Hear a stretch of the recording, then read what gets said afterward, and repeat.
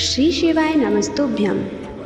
अच्छे लोग हमेशा दुखी क्यों रहते हैं और पापी पाखंडी लोग हमेशा खुश क्यों रहते हैं और मौज से जीवन गुजारते हैं? इसके दो कारण हैं। दोनों ही कारण आज इस कहानी में आपको मिल जाएंगे। एक नगर में बीमार स्त्री रहती थी।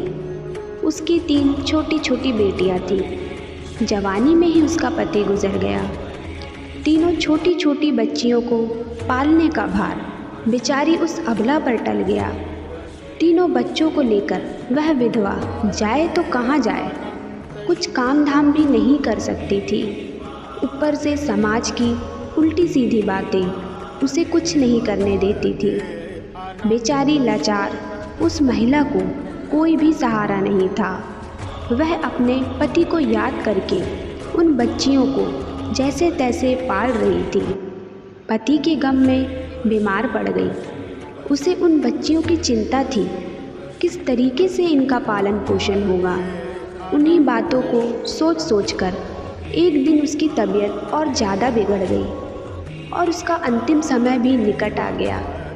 धर्मराज का एक दूत उस विधवा स्त्री के प्राण लेने धरती पर आया, लेकिन वहाँ का नज़ारा देखकर वह दुविधा में पड़ गया। उसने देखा महिला जमीन पर पड़ी हुई है और उसके आगे पीछे कोई भी नहीं, सिर्फ उसकी 3 बेटियां उसके ऊपर सिर रखकर पड़ी हुई हैं और रोए जा रही हैं।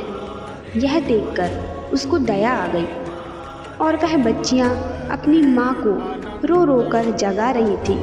फिर दूत ने सोचा, इनका पिता तो पहले ही मर चुका है। अगर मैं इस स्त्री के प्राण लेकर गया तो ये बच्चियां किसके सहारे रहेंगी? कौन इनका पालन पोषण करेगा? यह सोचकर वह देवदूत उस स्त्री के प्राण लिए बिना ही लौट गया।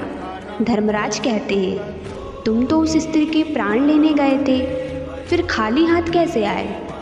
तब देवदूत कहता है, हे स्वामी, मेरी गलतियों को क्षमा करें।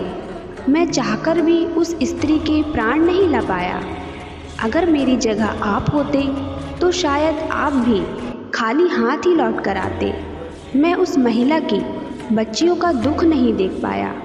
वो रो रही थी, अपनी माँ को जगा रही थी। उन्हें वहाँ देखने वाला और कोई भी नहीं था। यदि मैं उस महिला को लेकर आता तो उन बच्चियों को कौन देखता? उनका पालन पोषण कौन करेगा? पृथ्वी लोक के मनुष्य तो इतने स्वार्थी हो गए हैं कि बिना मतलब के तो कोई किसी का सहारा भी नहीं बनता। यदि कोई मदद करता भी है तो बदले में उम्मीद करता है या फिर उसे अपने एहसान के नीचे जीवन भर दबाकर रखना चाहता है। देवदूत कहता है कि स्वामी, उस महिला को थोड़ा और समय दिया जाए ताकि वह अपनी बच्चियों को पाल पोस कर बड़ा कर सके। देवदूत की बात सुनकर धर्मराज उसे डांटते हुए कहे, अरे मूर्ख, ईश्वर की बनाई गई सृष्टि में ना कोई एक क्षण घटा सकता है और ना ही कोई बढ़ा सकता है। उसकी मर्जी के बिना ना उसे जीवन दे सकते हैं और ना समय से पहले उसे मार सकते हैं। ईश्वर जो करता है सबके साथ अच्छा ही करता है। तुम कौन होते हो विधाता के नियम को बदलने वाले? तुमने उस महिला को ना लाकर ईश्वर के नियमों का उल्लंघन किया है। तुमने बहुत बड़ा अपराध कर दिया है, इसलिए तुम्हें इसका परिणाम भोगना ही पड़ेगा। जिस पृथ्वी के मनुष्य से तुम्हारी ममता है, उस पृथ्वी पर मनुष्य बनकर अपना पाप भोगो। देवदूत कहता है कि हे स्वामी, धरती लोक से मेरा उद्धार कब होगा और कैसे होगा? धर्मराज कहता है, धरती पर जाकर तुम अपनी मूर्खता पर 3 बार खिलखिलाकर हंस लोगे, उस समय ही तुम्हारा उद्धार हो जाएगा। इतना कहकर धर्मराज ने उस देवदूत को धरती पर अकेले भेज दिया। वह धरती पर मनुष्य रूप में आ चुका था। उसके शरीर पर वस्त्र नहीं थे। धरती लोक का एक नियम ही है, जो मनुष्य जन्म लेता है उस समय वह नग्न ही होता है। देवदूत ने जन्म तो नहीं लिया और वह निर्वस्त्र ही एक सड़क के किनारे पड़ा ठंड से ठिठुर रहा था। वहाँ से एक मोची गुज़र रहा था। वह मोची अपने बच्चों को ठंड से बचाने के लिए कपड़े लेने जा रहा था।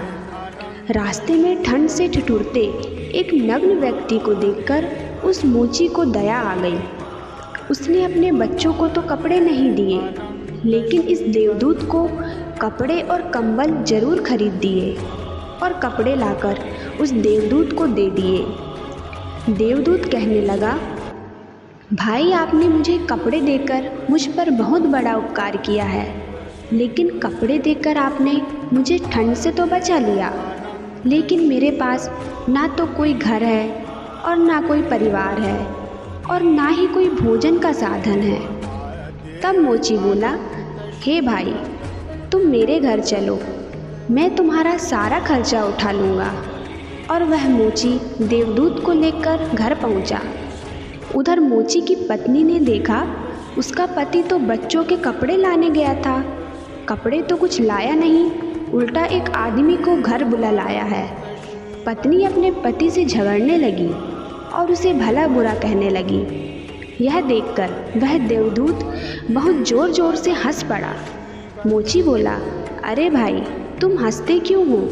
ऐसा क्या देख लिया आपने? देवदूत ने कहा, भाई, मेरी हंसी का रहस्य मैं आपको नहीं बता सकता, समय आने पर मैं तुम्हें स्वयं ही बता दूंगा। देवदूत मोची के घर में रहने लगा और कुछ ही दिनों में उसने मोची का सारा काम सीख लिया। देवदूत के द्वारा बनाए गए जूते और चप्पल खूब बिक रहे थे। कुछ ही दिनों में मोची धनवान बन गया। दूर दूर तक उसके जूते फेमस हो गए थे। यहाँ तक कि राजा महाराजा भी उससे जूते बनवाने का आदेश देते थे। जब से वह देवदूत उसके घर आया था, उसकी तो किस्मत ही चमक गई थी। धन की कोई भी कमी नहीं रही, सब कुछ अच्छा चलने लगा। एक दिन की बात है, राजा का एक सैनिक चमड़ा लेकर उस मोची के पास आया और बोला, देखो, हमारे महाराज इसी चांद के जूते पहनना चाहते हैं। यह चांद बड़ा कीमती है, तो ठीक से एक जोड़ी जूते तैयार कर दो और यह चांद खराब नहीं होना चाहिए। इस बात का विशेष ध्यान रखना कि इस चमड़े से सिर्फ जूते ही बनने चाहिए। भूल से भी इससे चप्पल मत बना देना। राजा का सैनिक चमड़ा देकर चला गया।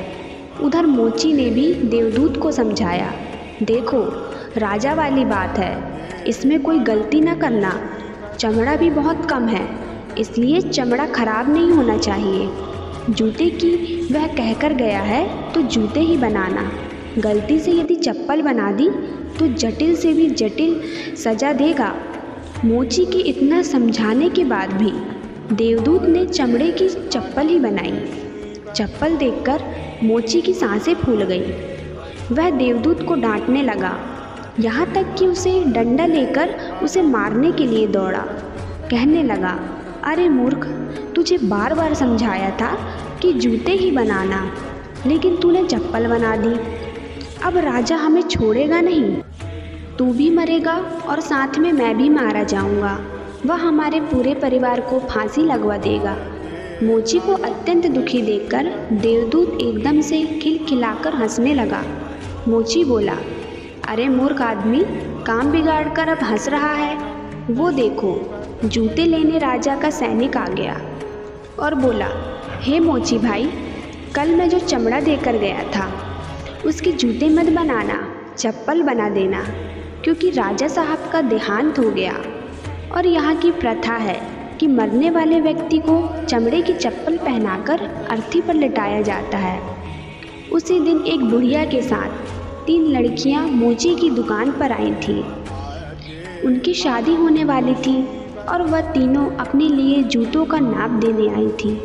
देवदूत ने तीनों लड़कियों को पहचान लिया कि ये 3 वही लड़कियां हैं, वही जिनकी माँ को न ले जाने के कारण आज मैं अपने किए की सज़ा भोग रहा हूँ। और ये तीनों लड़कियाँ काफ़ी बड़ी हो गई हैं, लगता है अच्छे घर में पली बड़ी मालूम पड़ रही हैं। बुढ़िया कहती है, हाँ बेटा, बचपन में इनकी माँ चल बसी, इसलिए इनको मैंने मेरे पास रख लिया। मेरे पास करोड़ों की दौलत है और दुर्भाग्य से मेरा कोई नहीं है, तो इनको मैंने अपने पास रख लिया। मैंने इनको पढ़ाया लिखाया और अब इनका बहुत अच्छे खानदान में विवाह करने जा रही हूँ। लड़कियों का भाग्य देखकर देवदूत सोचता है, परमात्मा जो करते हैं अच्छा ही करते हैं। अगर उस समय इनकी माँ नहीं मरती तो आज ये भूखमरी और दरिद्रता में ही पड़ी रहती। इनकी माँ के मरने के बाद तीनों लड़कियाँ आज बहुत बड़े घराने की बहू बनने जा रही हैं और इस बुढ़िया की करोड़ों की संपत्ति की मालकिन भी बन चुकी हैं। यह सब देखकर देवदूत अपने पहले की मूर्खता को सोच सोचकर जोर जोर से हंसने लगा। मोची ने पूछा, आप क्यों हंस रहे हो? अपनी हंसी का कारण बताओ। देवदूत मोची से कहता है, मैं एक देवदूत हूँ और अभी जो ये तीनों लड़कियाँ जूतों का नाप देकर गई हैं, इनकी माता को मैं लेने आया था। लेकिन उस समय ये तीनों छोटी छोटी थीं और इन पर तरस खाकर मैं इनकी माँ को नहीं ले गया और इनके पिता का पहले ही निधन हो चुका था। इस कारण मुझे धर्मराज ने श्राप देकर धरती पर भेज दिया। मैं बिना कपड़े के एक सड़क के किनारे पड़ा था। तब तुम मुझे अपने घर ले आए। उस समय तुम्हारी पत्नी तुमसे खूब लड़ी थी क्योंकि तुमने अपने बच्चों के कपड़ों के पैसे से मेरे लिए कंबल और कपड़े खरीद लिए थे। तब मैं पहली बार तुम्हारी पत्नी की मूर्खता को देखकर खूब हंसा था क्योंकि तुम्हारी पत्नी उस लाभ को नहीं देख पा रही थी जो मेरे आने से तुम्हारे घर में होने वाला था। और दूसरी बार हंसी जब आई जब तुम राजा के जूते नहीं बना सके और तुम डंडा लेकर मेरे पीछे भागे। तीसरा उस समय जब तुम राजा के बारे में सोच रहे थे लेकिन तुमको यह नहीं मालूम था कि राजा के साथ क्या घटना घटने वाली है, जिसके कारण राजा को जूतों से अधिक चप्पल की आवश्यकता पड़ गई। कई बार ऐसा होता है, हम चीज़ों को देखकर या सोचकर दुख मनाते हैं जो हम उसे देख नहीं पाते, और वह जो होने वाला होता है। कई बार परमात्मा हमारी अच्छाई या भलाई के लिए हमारे साथ बुरा करते हैं, पर हम उसे देखकर भगवान को कोसते हैं। हम अच्छे को नहीं देख पाते जो हमारे साथ भविष्य में होने वाला है।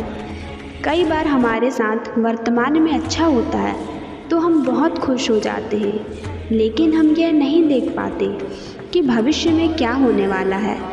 हमारे साथ दो तरह की घटना होती है, अच्छी और बुरी, लेकिन हमें हमेशा यह सोचना चाहिए भगवान जो करेंगे अच्छा ही करेंगे। यह सोचकर आगे बढ़ना चाहिए। अच्छे लोग दुखी इसलिए रहते हैं क्योंकि अच्छे लोगों के साथ बाद में अच्छा हो सके, और दूसरा कारण यह है कि अच्छे लोग हमेशा ईश्वर से जुड़े रहते हैं और इनको ईश्वर से जुड़ा रहना भी ज़रूरी है। उन पर दुख आते रहना चाहिए। अंत में देवदूत मोची को यह सब कुछ समझाकर वापस धर्मराज के पास चला गया। उम्मीद है आप सभी को यह वीडियो अच्छी लगी होगी। अगर अच्छी लगी हो तो वीडियो को लाइक करें और चैनल को सब्सक्राइब करें। भोलेनाथ आपकी सभी मनोकामना पूरी करें। धन्यवाद।